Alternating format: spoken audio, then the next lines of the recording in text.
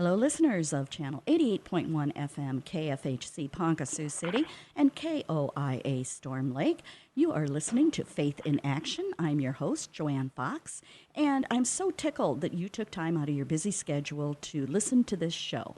And it wouldn't be possible without the support of Mary's Choice. That's a pregnancy resource center here in Sioux City, and they are the sponsors of this show, and I'm so grateful to them. And again, maybe you're listening, it's 9 a.m. on a Monday morning. Maybe you're listening, it's a 7 p.m. on a Saturday evening. Maybe you went to our website, SiouxlandCatholicRadio.com, and clicked on my picture, and then you can listen that way. And we are also on a number of podcasting platforms, including Spotify. So however it is you made the choice to listen to Faith in Action, I am grateful, very grateful. Well, I have on the phone with me an individual that perhaps you have listened to on Siouxland Catholic Radio at 1 o'clock Central Standard Time, and that is Dr. David Anders. And he is the host of Call to Communion, and it's nice that I'm interviewing him, but you may be asking, well, why? Why are you interviewing him? There's many other people you could interview. Well, there's a reason why, and that is he is coming to Sioux City. He is going to be our guest speaker. This is the second annual banquet that we have had. Last year, we did dinner with Dr. Ray Guarendi, and it was so much fun. Well, this year, we're going to have equally as much fun with dinner with Dr. David Anders. And his show is called Communion. Guess what? His talk is Everyone is Called to Communion with Christ. So if you got a paper, pen, pencil, your phone, your laptop, whatever, save the date, Monday, September 18th. And we're really excited. Dr. Ray did this as well, and Dr. David Anders is going to do this. He is going to live broadcast his show from the Siouxland Catholic Radio studios here in Sioux City at 1 o'clock, and then the dinner is 6 o'clock that evening. And you can go to our website, SiouxlandCatholicRadio.com, and see all the particulars about that. But again, I will mention the date later on, and so if you didn't have the time to grab a pen, pencil, paper, I understand that. I, the other day, just searched everywhere and could find neither. It was kind of humbling. So, with that all said, on the phone with me is Dr. David Anders, who is the host of the EWTN program, Call to Communion. I want to welcome him. Thank you so much for taking time out of your busy schedule to enlighten our readers everything you want to know about Dr. David Anders. Hey, well, thank you so much for having me. It's my pleasure to be here. Really looking forward to our conversation. And why don't you tell the listeners a little bit about yourself, where you grew up, where you went to school, and just some background? Sure, absolutely. I appreciate the question. So I was born in Birmingham, Alabama, the heart of the Protestant Bible Belt. And I read one time that Birmingham, where I grew up, was the most Protestant city in America measured by church attendance, per capita. So I was not very familiar with the Catholic Church at all growing up, except insofar as the Catholic Church entered into our own doctrinal statements, because, of course, Presbyterian Church was founded on the rejection of Catholicism, so I knew the Catholic Church is just something that you are to get rid of, walk away from, and proselytize Catholics. But no, beyond that, I knew nothing about it. Knew some ex-Catholics in our congregation. They didn't give a very favorable account of Catholicism, so I had really no reason to take the Catholic Church seriously. And my dad was an attorney, but he was a very literate fellow, liked to read. He enjoyed theology and biblical studies and had a great respect for Christian apologists. And so he kind of instilled in me a desire to learn the faith academically, to study theology, and to defend the faith that I understood, which was the Presbyterian tradition. So that's what I ended up doing. I grew up in Birmingham, went to college in New Orleans, and then eventually transferred to Wheaton College in Illinois, which is a evangelical Christian Protestant school, not known for being overly favorable towards Catholics. Studied theology, went on to seminary studies in the Protestant tradition, and ultimately for PhD studies in Reformation theology and history. All the time thinking that this was great preparation for me to convince all those Catholics that they were in the wrong church. So God has a great sense of humor. It didn't work out the way that I thought it was going to work out. And let me ask you, when you decided to go to college after high school, why Tulane? What were you thinking? Did you want to be a teacher, or did you want to really Was the seminary kind of your goal? Yeah, great question. So I actually was not at all devout throughout high school. I didn't really come back to the vigorous practice of my Protestant faith until I got to college. I was kind of the opposite. I was sort of a bad kid, a bad seed, and I was a good student in the sense that I made good grades, but I didn't work very hard as a high school student. And so I had, decent grades and decent scores, but nothing really extraordinary that would, send me to the upper echelons of higher education. And Tulane was, believe it or not, just, a school I got into that looked like a fair amount of fun being in the city of New Orleans. So I didn't have any great principled reason for going there. It had a good French program, good French department. I'd learned to speak French in high school and traveled in France, and so that had some appeal. But no great sense of mission took me to Tulane. It was really quite the opposite. And the effect that Tulane had on me was ironic because it was, in fact, a place where it was easy to, have a lot of fun. And they had a completely unenforced drinking age, and so kids would run around and go to bars and carry on like wild hooligans. And I had seen a lot of that kind of behavior in high school. And when I got to college, I had this realization that, what is this, just more of the same? There's got to be more to my life than hedonism. And it prompted me in the Sin City of the South to reconsider my Christian roots and to sort of recommit myself to the practice of the faith. So I had something of a conversion experience when I was a freshman in college, but my going there was not motivated by any sense of mission. So then you had kind of a sense of mission and segued to Wheaton. And was that kind of when you thought to yourself, maybe, I want to look into Protestantism a little further and maybe go into the seminary? Yeah, well, when I went to Wheaton initially, I didn't have in mind to go into the study of theology. I was a French major in college, and I went there because it was a good evangelical Christian school. I had met the woman who would become my wife at Tulane. She actually got interested in religious education, and while we were dating, we weren't even engaged. We both transferred to Wheaton, and we got engaged there, and after we graduated, got married. But while I was in school, you had to take theology as part of your curriculum. Bible and theology were required. And when I sat down in my first theology class, I thought, okay, I've come home. I've arrived. This is what I've been looking. I didn't know I was looking for this. This is what I was looking for. And the idea of theology, in the medieval universities, Catholic theologians called theology the queen of the sciences because it was the discipline that gave a coherent picture of the universe. It united all of the other disciplines under one head. And the idea of a sort of unified account of reality, not only physical reality, but moral reality, spiritual reality, a reality which I could find a place in my life could have a meaning. That was really tremendously attractive to me. So I really, even though I didn't major in theology in college, I took all the theology I could take. And when I got done, there was no doubt what I wanted to do. I wanted to teach theology. So that was what motivated me to go to seminary. Didn't ever think that I'd be a pastor, no intention of being in ordained ministry. I was totally passionate about the academic study of theology and church history, and I picked up that passion at Wheaton, for which I will be eternally grateful to the university.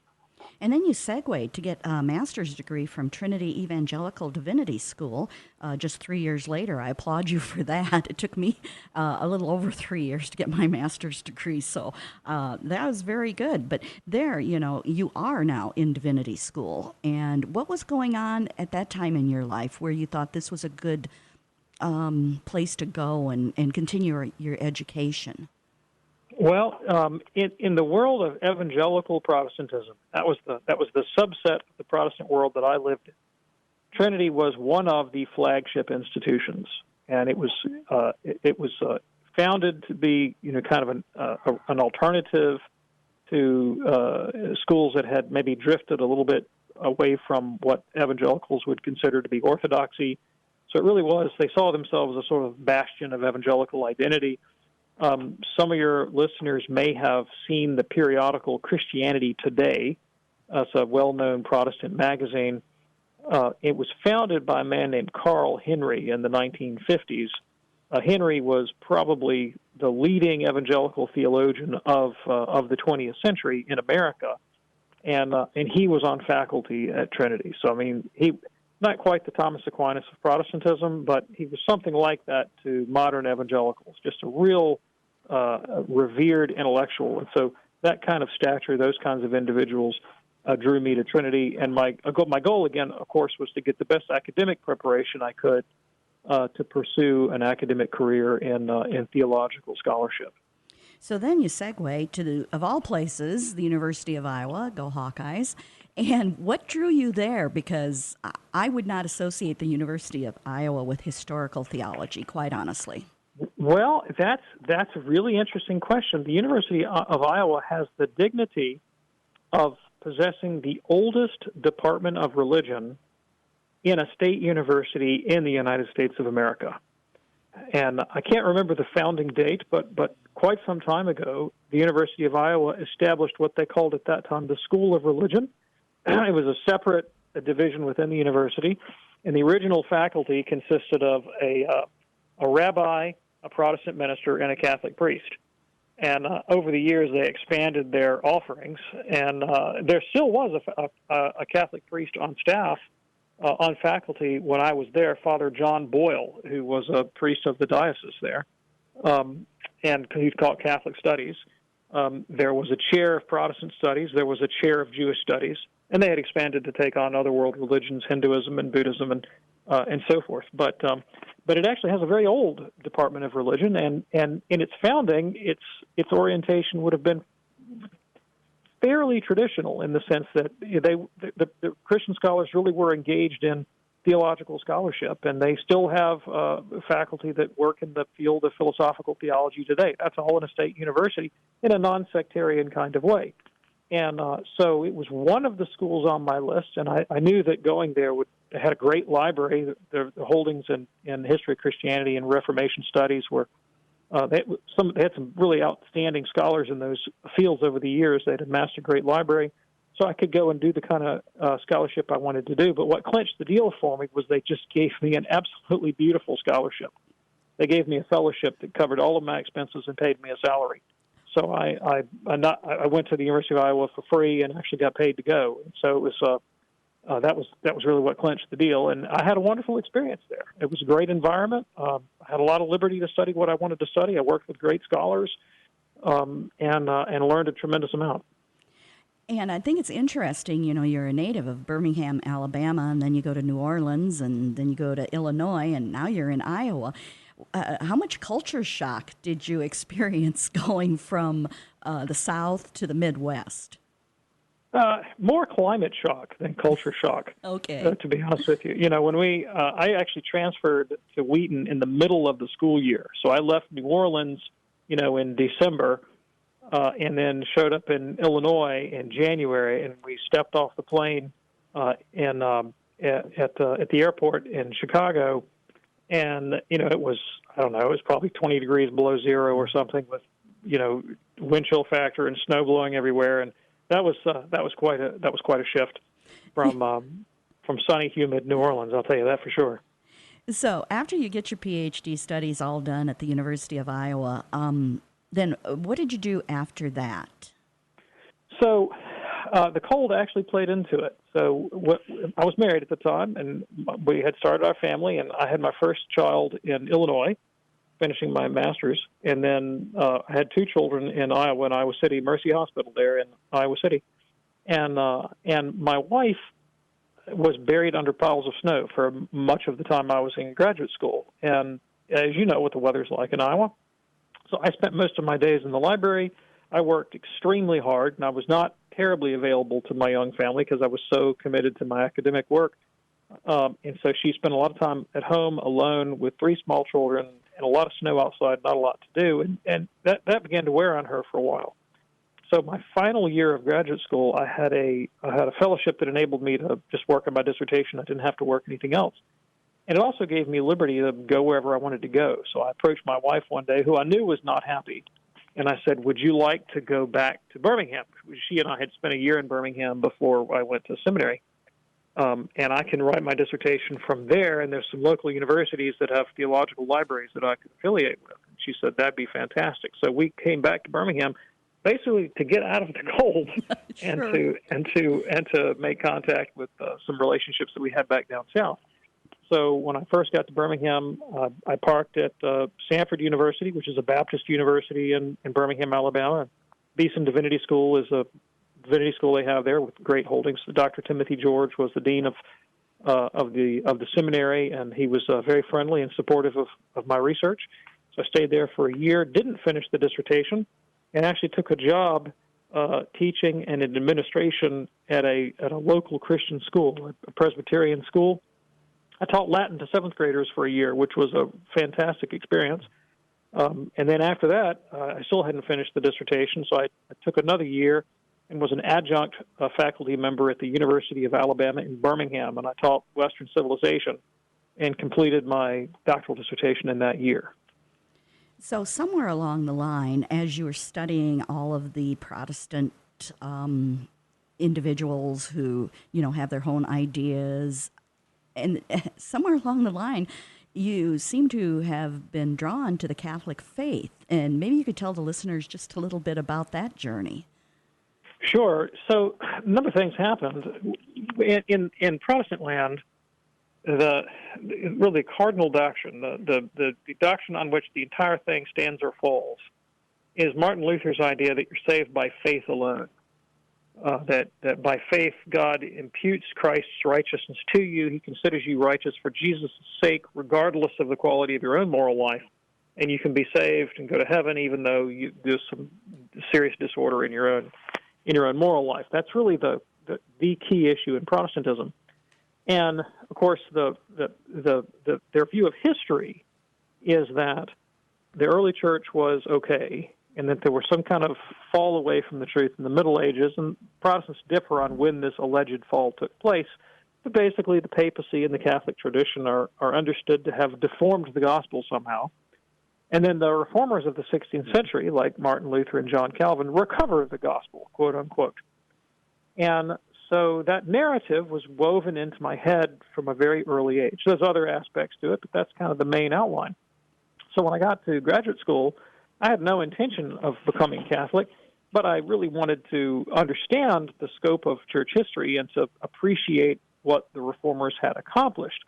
So naturally, that led me, among other things, to a study of ancient church history and a deep engagement with the fathers of the church. And the one father that all of the Protestants appreciated and quoted without ceasing was St. Augustine of Hippo.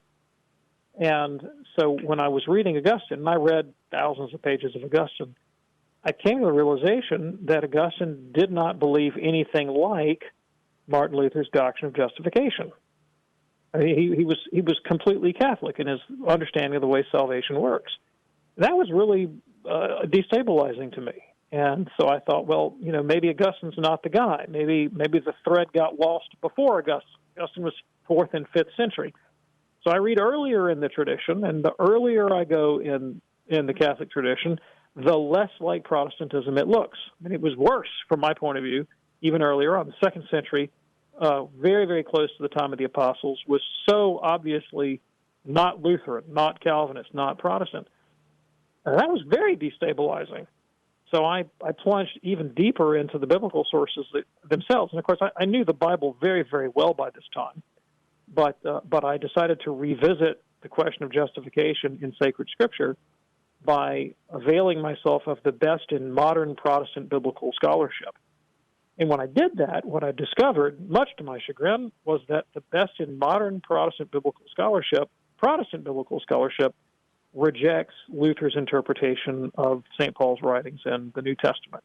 And so I realized that this narrative of the early church was Protestant and believed in justification by faith, that was just false.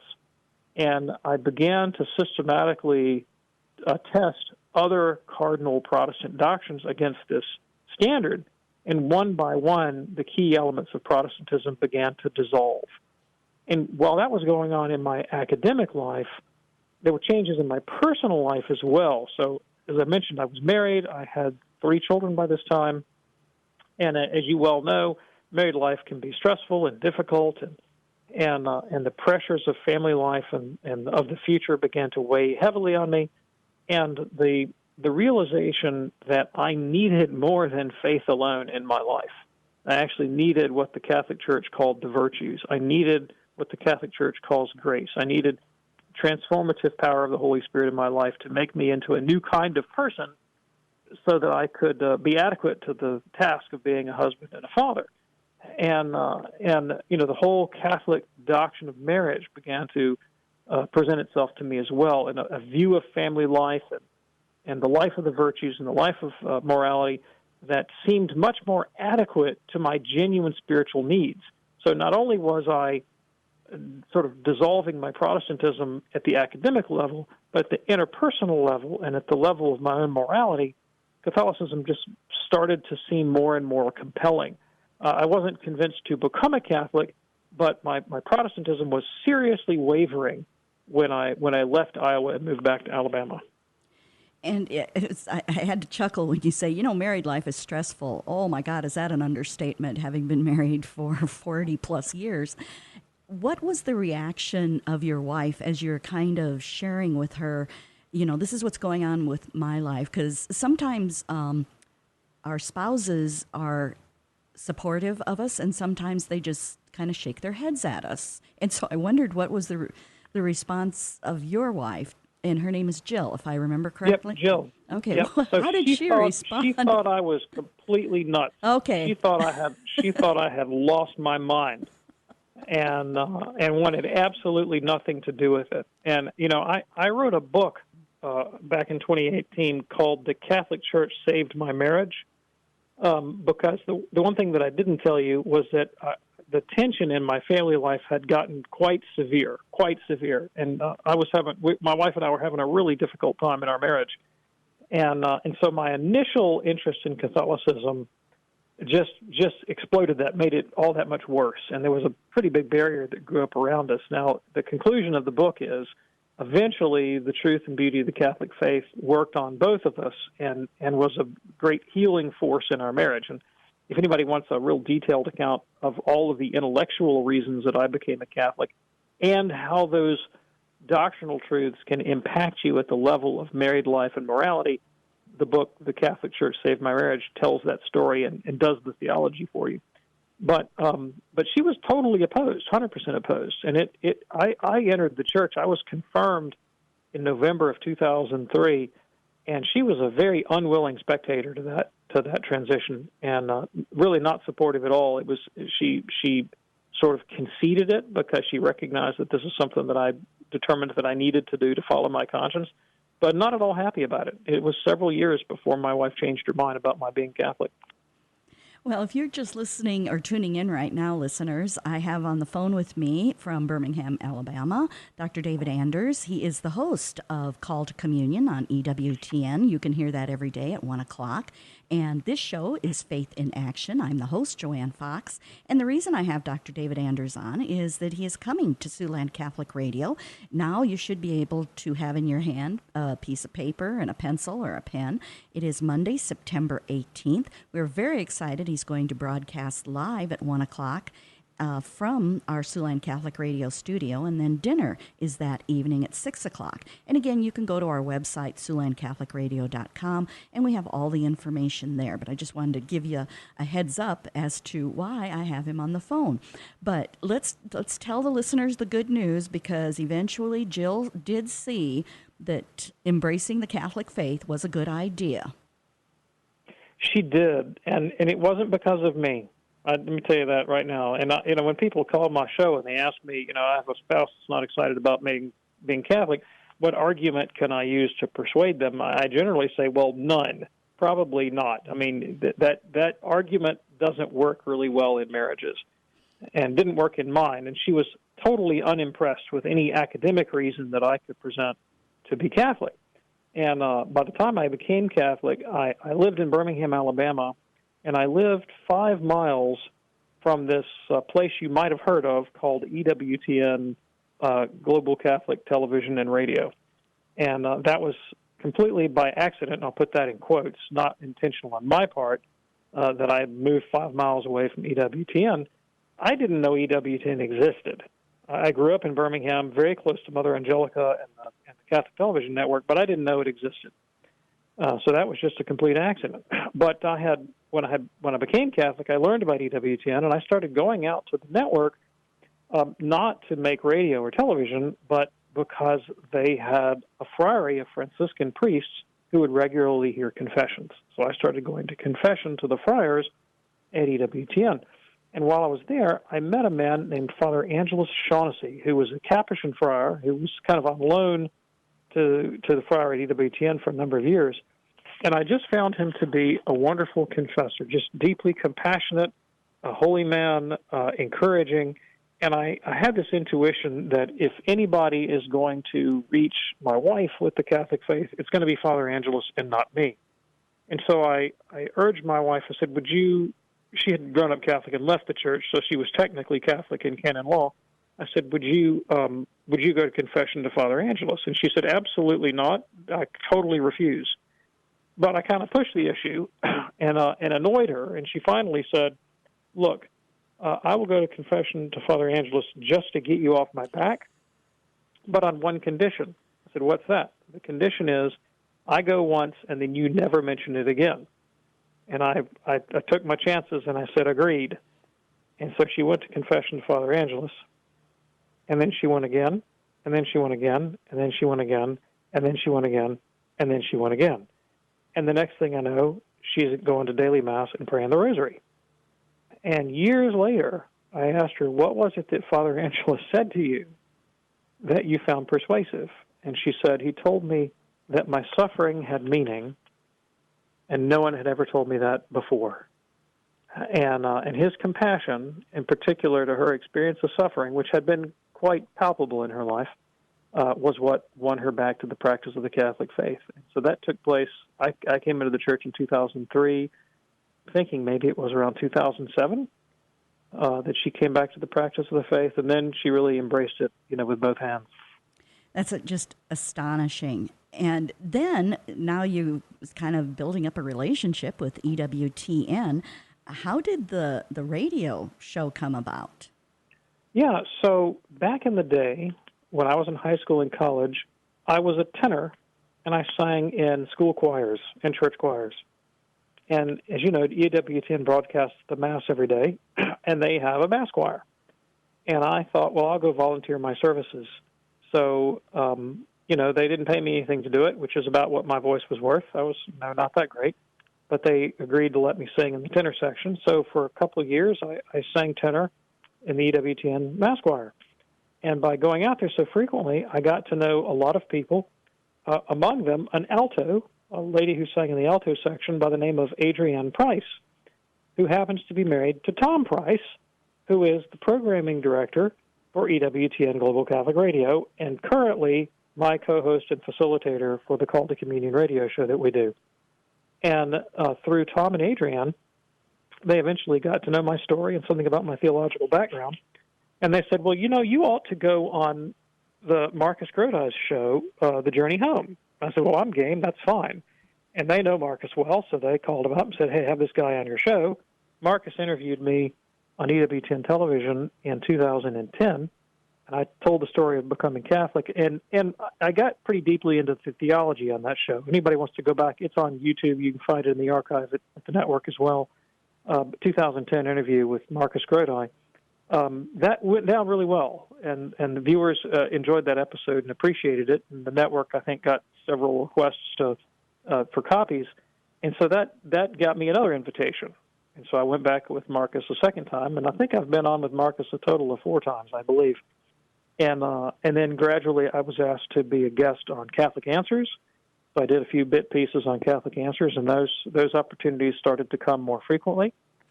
And then one day, I think, in maybe around 2012, I think, Tom Price approached me and asked if I would like to be a guest or a regular host, actually, on the EWTN program Open Line once a week to answer questions from non-Catholics. So I agreed to do that, and that was a lot of fun. Did that, I think, for 2 years. And then one day, Tom comes back to me and says the network would like to offer you your own show. I think that was 2014. And I said, well, that'd be fantastic. I'd love to do that. And we started out at 3 days a week. and then they went to 4 days a week, and then they went to 5 days a week, and then they went to 5 days a week plus a television show. And so we're coming up on, I guess on 9 years of Call to Communion on the air. And the tagline of the show is, "What's stopping you from becoming a Catholic?" It's the only show on the network, I think, that is specifically targeted to non-Catholics. And the idea is to ask them what their objections are to Catholicism. Because, see, I had my objections to Catholicism, and it took me quite a while to overcome them. And I think I've kind of been there. I sort of know what the standard objections are to the Catholic faith. I had to work through them myself from the Protestant side. And my goal is to share that reflection that brought me to Catholicism with other people. And we've been going now, like I said, coming on 9 years. And so how did you come up with the idea of Call to Communion? I mean, you could have called it just about anything, but I love the title, Call to Communion, because it kind of intimates that we're, all in this together, community, commonality, that kind of thing. But how did you come up with, we got to come up with the name of the show. So how did you guys come up with that? Cardinal Joseph Ratzinger, who became Pope Benedict XVI, Cardinal Ratzinger wrote a book about ecumenism titled Call to Communion. And sometime before I was on Marcus Grodi's show, and I don't know the exact date, maybe 2008, something in that department, a group of Protestants who had become Catholic decided to start a website to promote dialogue between Reformed Protestants, that's Protestants of the Calvinist and Presbyterian tradition, and Catholics.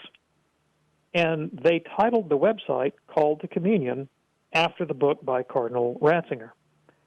And when I was on Marcus's show, Marcus invites his guests to contribute an article to his newsletter. So I wrote an article for his newsletter.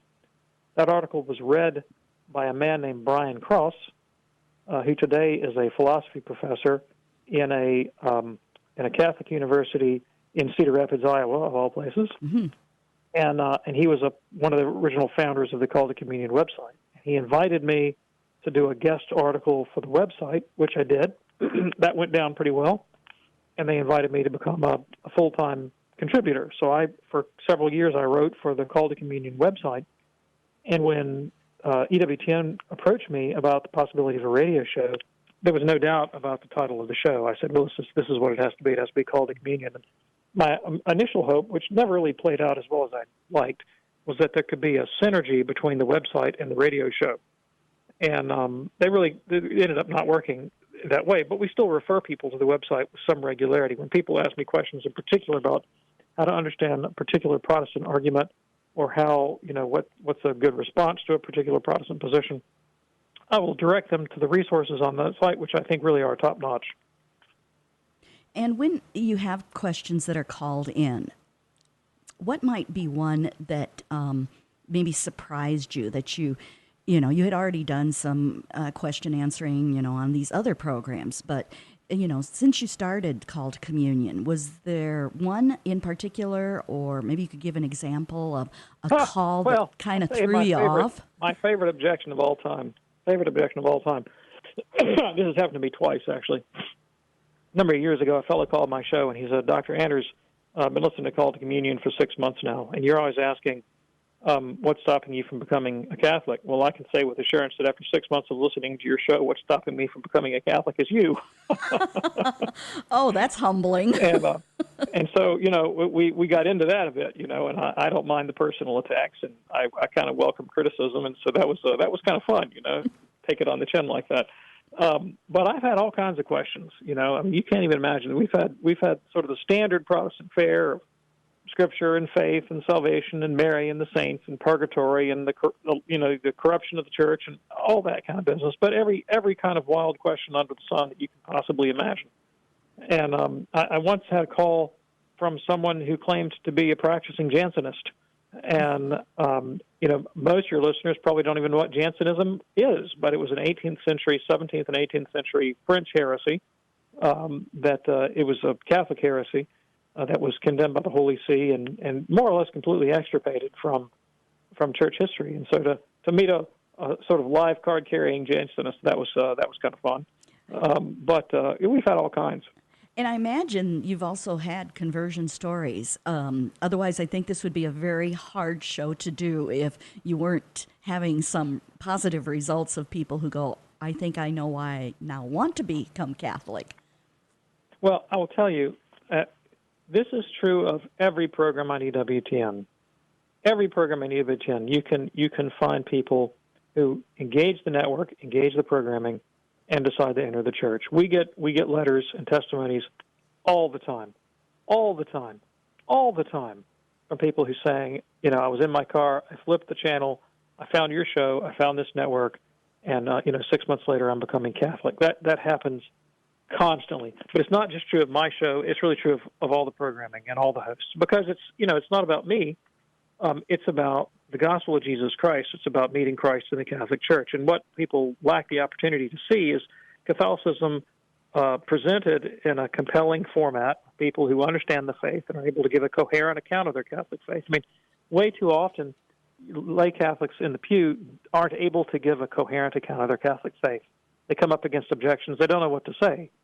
And so, EWTN and other platforms like that who have trained people, trained theologians and counselors and others who know how to give an account of the Catholic faith that's attractive and compelling and true to the Catechism. The whole project is inherently attractive, and so people become Catholic. I really think that Catholic radio, like Siouxland Catholic Radio, I think it's the best tool we have for evangelism in the modern world. I really think that. And there's a kind of, oddly enough, even though the callers are on, an international radio program, can be heard all over the world, there is a kind of anonymity behind a call-in show because, people they would never walk across the street and knock on your door to ask you about the Catholic faith. They'd be too embarrassed. But they'll call me. They'll call EWTN. They'll call the hosts and say, I want to know about Catholicism. Please tell me about it. Sometimes we get calls from a guy named Anonymous.